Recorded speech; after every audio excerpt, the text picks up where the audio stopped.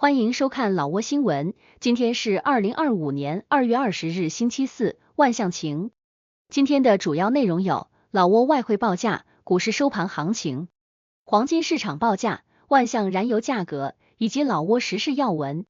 首先来关注外汇。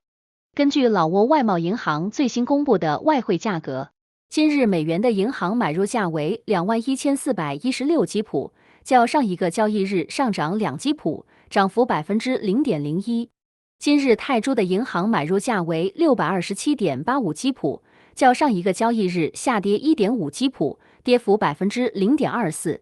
今日人民币的银行买入价为2907基普，与上一个交易日持平。再来关注股市行情。根据老挝证券交易所最新收盘报告显示，昨日老交所综合指数收于1139.35点，较上一个交易日上涨8.39点，涨幅0.74%。开盘1131.77点，最高1140.65点，最低1126.55点。成交量704900股，成交金额10亿1942万基普。昨日成交量最高的股票是外贸银行，收盘价1490基普，交易量67万3800股。其次是老挝电力和萨万尼。昨日成交额最高的股票是外贸银行，收盘价1490基普，交易额9亿6129万5千基普。其次是老挝电力和萨万尼。接着关注黄金价格。根据老挝 PV 黄金最新公布的价格，重量为1铢的黄金金条，每根售价是3040万基普，较上一次报价上涨14万基普，涨幅0.46%。然后关注今天的万象油价。今天万象市各加油站执行2月20日老挝工贸部公布的燃油价格，柴油每升19510基普，普通汽油每升23620基普，95号汽油每升30010基普。相较于上一次工贸部公布的燃油价格，本轮调价柴油价格下跌50基普，跌幅0.26%。普通汽油价格上涨170基普，涨幅0.72%。95号汽油价格上涨180基普，涨幅0.6%。接下来一起关注时事要闻。1. 老挝国立大学签署土地租赁协议，计划建设学生宿舍。近日，老挝政府与私营企业签署了一项国家土地租赁协议，计划在万象市塞塔尼县东都村的国立大学校园内建设学生宿舍。根据协议，老挝财政部国有资产管理局局长菩萨辛亨塔翁代表政府签署合同，同时国立大学副校长坎塞本米西达翁和温拉希万鹏等相关负责人出席了签约仪式。该协议依据财政部2025年1月21日发布的第0120号决议，由国有资产管理局与拉塞投资有限公司合作开发该项目。项目占地53279平方米，租赁期限为50年，并可根据原合同续租。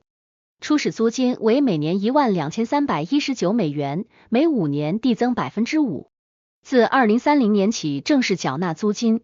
该宿舍项目旨在改善国立大学学生的住宿条件，为学生提供更加便利的学习与生活环境。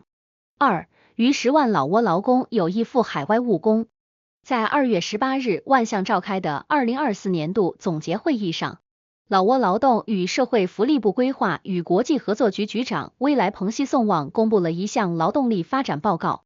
过去1年，老挝共培养了超过34300名技术工人，并在44个职业领域为1556人提供技能认证，带动就业124530余人，其中家政工人26500余人，出国务工人员97950余人。目前已有超过12.8万老挝公民登记希望出国务工。会议还讨论了最低工资标准调整问题。劳工委员会提出的最低生活保障标准为每月90万基普，而最低工资标准为160万基普。政府正在积极推动保障劳工权益，提高劳动力市场的规范化水平，并加强对企业雇佣劳动法的执行力度。3. 老挝波侨省橡胶出口创汇超1000万美元，中国为主要市场。近日，老挝波侨省农业与林业厅厅长西奔潘图拉透露，2024年波侨省橡胶出口总量达18910吨，创汇1044.5360美元，其中97.99%的橡胶出口至中国，其余部分销往泰国。此外，波侨省还从国外进口了17300吨橡胶，价值705万美元，主要从缅甸和泰国进口，且进口橡胶享受免税政策。2025年，波侨省已经出口2665吨橡胶，价值160.7750万美元，主要销往中国。同时，还将进口8000吨橡胶，价值1230万美元，全部来自缅甸，并享受免税待遇。目前，波侨省橡胶种植面积达25220公顷，可收获橡胶50440吨，加工成半成品后出口32786吨。尽管从国外进口橡胶，但并未影响省内橡胶收购价格，因为省内橡胶产量仍无法满足需求。4. 老挝与泰国庆祝建交75周年，举办科学友谊活动。2月17日，老挝与泰国在万象中学联合举办了科学友谊大篷车活动，庆祝两国建交75周年。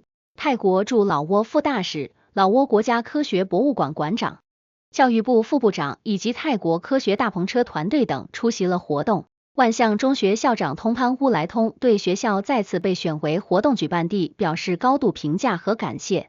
此次活动旨在增强学生对科学的兴趣，培养更多未来科学家，并推动科学知识的普及。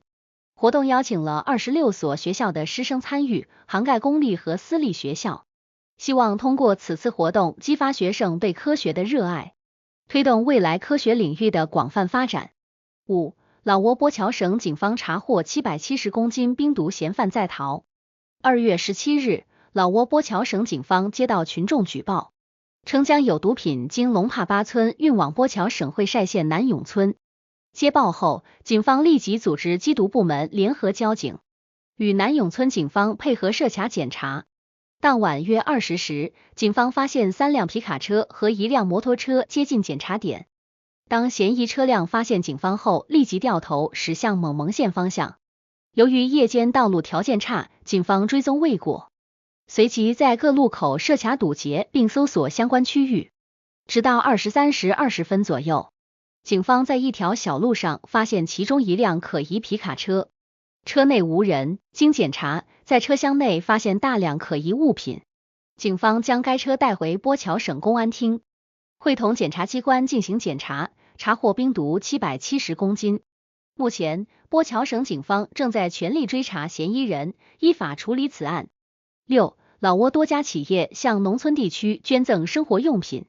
2月19日，在万象传统丝绸馆举行了一场向老挝农村地区捐赠衣物、玩具及生活用品的仪式。捐赠方代表包括益成公司詹塔坤拉查彭女士、安田农产品进出口有限公司董事长苏建先生、中公国际驻老挝工程有限公司代表王子亚先生。接收方由副总理兼总理府部长沙伦塞贡马西的夫人阿伦尼贡马西女士代表。阿伦尼贡马西女士在仪式上表示，对此次捐赠深表感谢。这些物资将送往琅勃拉邦省偏远地区的寺庙、医院和学校。7. 火灾烧毁4栋房屋，损失超6亿基普。2月13日上午8点，甘蒙省赛博通县帕考通村发生严重火灾，起火点发生在达拉万女士的家中，随后蔓延并烧毁周围3栋建筑，分别是占塔拉女士的房屋和南万女士的房屋和米仓，造成总计超过6亿基普的经济损失。警方提醒公众注意防火安全。8. 普及人口贩卖知识，增强学生防范意识。2月13日至14日，老挝琅南塔省打击人口贩卖部门在泰沙潘中学开展了针对初中学生的反人口贩卖基础知识宣传活动。活动由该部门负责人赛亚吉托布通女士主持，并邀请相关专家讲解全球、区域及老挝国内的人口贩卖现状，特别是琅南塔省的具体案例。活动中，专家详细介绍了人口贩卖的危害、受害者常面临的困境及其后果。同时分享了预防措施、法律保护政策以及如何协助受害者等内容。通过展示真实案例和互动讨论，学生们深入了解了这一社会问题。该活动旨在提高青少年对人口贩卖的认识，帮助他们辨别风险并远离相关犯罪行为，从而有效减少此类问题的发生。以上就是今天的老挝新闻，记得点赞和订阅，我们明天见。